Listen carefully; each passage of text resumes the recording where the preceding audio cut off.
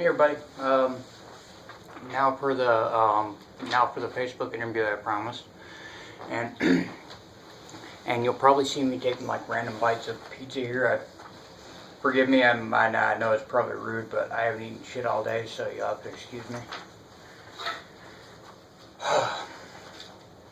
Anyway, Miranda Niedermeyer, what are your biggest fears? To be honest, I really don't have any. And the reason for that is mostly to do with, has mostly to do with the fact that, hold on. Cat trying to like tip over the table or something. But I really don't have any because in my life I've noticed that I'm really accident prone. That's reason number one. Reason number two is, well, back to reason number one. I'm really accident prone, and because of that, I've already had more near-death experiences than I really care to admit. Reason number two is, I don't care how any of you believe, this is what I believe. I personally believe that there is a God, and I'm not scared of anything on this planet. Except him, but he's really not on this planet. But to be fair, it's more of a healthy respect than a fear. Much like a person has toward an alligator, you're not going to go up and poke an angry, hungry alligator, are you? No, because if I were to actually piss him off that quickly, he could blink me out of existence. Anyway, question number two from Miranda Niedermeyer. I apologize if I mispronounce anybody's name. Favorite hobbies. I don't really have a favorite over any other. I have a bunch that I like. I guess that'd be sort of wrong. I really like music. Like to the point where I'm pretty sure that I actually bleed musical notes and bar scales. Sam Lee Shorty. How would you be if a partner cheated on you with a best mate? Honestly, I've already been there, and he wasn't like my best friend, but he definitely was a friend. But at the time, I was really pissed off. I did eventually get over it though, and we hashed things out. But Tiffany Weller, Future Dreams. I'm, like I've said before in a lot of my posts, I'm a pretty normal-ish West Michigan girl, so I want what every other West Michigan girl wants, is to be married and have a family, and or what I'm pretty sure I won't say every, but what I'm pretty sure every other West Michigan girl wants, which is to be married, have kids, raise said kids, and have a family and do your thing. That's my personal dream. Melanie Douse, I think that's how you pronounce your name. When did you realize you were a girl? I don't actually know how old I was. I just remember everybody was really tall. Hold on. Sorry about that. I don't actually know how old I was. I just remember from the memory, everyone was really tall. What I consider the moment when I realized I was a girl, was every person in their life has either a specific moment or a specific time frame in their life, one or the other. But everybody has one where they come into where they come into conscious awareness of themselves as an individual person, as in I'm me and they're all them. That moment for me, I don't know how old I actually was, but I'm pretty sure I was like 3 and change, like 3.5 or something. So I personally just roll with 3. Destiny, I'm probably going to mispronounce the hell out of your name, so I'm sorry. Destiny Kintner. what was joining the military like, and do you have any advice for anyone looking to join the military? Um, for me personally, joining the military was a little bit awkward because, to be honest, had I been born a girl instead of born biologically male and have to transition to a female, had I been born a girl, I probably definitely would not have joined the military. Um, so I don't know, it was kind of weird. Like for me personally, it was really only a reason, like it was really only a way for me to hide the fact that I'm a girl. Advice. Again, you are asking the wrong person about advice on, like, if joining the military is a good idea or like how to join the military. I mean, that's pretty easy. Like the how to is the easy part. You just go find a recruiter and go talk to them.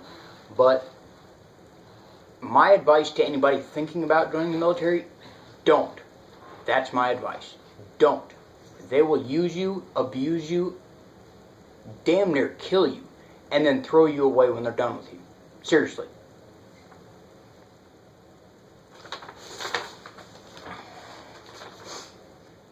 Chris Pesos, I think that's how you say it. When did you realize enough is enough when you decided to transition? I don't know the actual date, but I do remember the month and the approximate time of the month it was.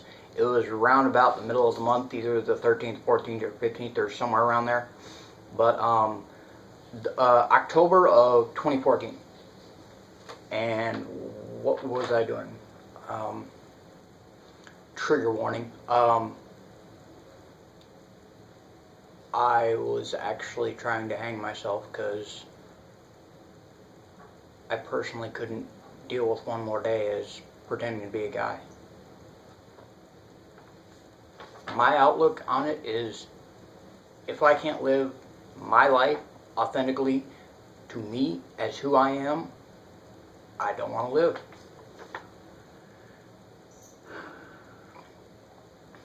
Bill, aka Pot Bill, so whatever. But do you ever go out into public as a man, wearing guy clothes and like acting like a guy? No, I don't. Don't get me wrong, Bill. I'm very, very grateful for the life I got to live as a guy, and I'm grateful for the different circumstances in my life that allowed me to be where I am today and who I am, as in like the life lessons and stuff my parents taught me. Like I'm grateful for everything that I have in life.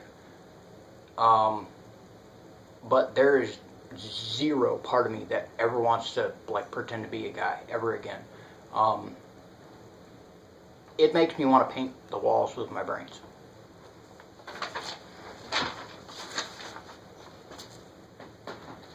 And last but not least, and I'm sorry if I mispronounced your name, Mornealt, I think that's how you say it. What advice would you give someone who doesn't know how to come out, or are scared or ashamed? Knock it off. Knock it off. Dude, quit. Sorry. Kitty keeps messing with my camera setup. But, what advice would you give someone who doesn't know how to come out, or are too scared or ashamed to? If you want to know my personal opinion, and this is directly related to my, I hate this word, but religious beliefs. This is directly related to my religious beliefs. I personally would pray about it and then write a letter if you're scared or ashamed or whatever. But write a letter, because when I came out to my mom, I was honestly so scared that I couldn't even say it out loud. Like I couldn't even verbally say it. So I had to I typed it up. I typed it up on my old phone, and I was like, Mom, number one, I love you. Number two, please don't disown me. Read that. And, you know, it turns out that, like, she doesn't fully understand. Like, she doesn't understand me wanting to be a chick, or, like, my mental state or whatever. Like, because honestly, she's never had to deal with this before, and I don't blame her. It's a confusing thing, especially for a parent, because parents want to be there for their kids, like, all the time. Make sure, and I realize this is unrealistic, but we as parents, we want to be there for our kids. We want to make sure nothing hurts our kids, nothing, like, makes them sad or whatever. Unfortunately, that's just unrealistic. That's never going to happen. Your kid is at some point going to get hurt. So I understand her confusion and probably frustration. But yeah, my personal advice is, if you believe in God, I would personally pray about it. If you don't, I would just spend some time meditating on it.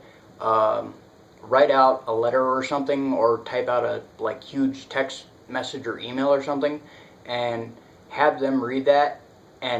But before you have them read it, explain to them that this changes literally nothing about you, like, nothing about you as a person, like, that you're still the same person you were before. Like, you're the same person you were 5 minutes ago. You're just either bi or gay or lesbian or transgender or whatever, but you know, but you're still literally exactly the same person. That right there is the hardest thing a lot of people have a huge issue with, like, wrapping their heads around, is the fact that just because we come out as, like, lesbian, gay, bi, trans, whatever, just because we come out doesn't mean we as people are changing. We still like and dislike all the same exact stuff as we did 5 minutes ago. It's just now we're being honest about who we are. Yeah, so that would be my advice. Either pray or meditate on it, and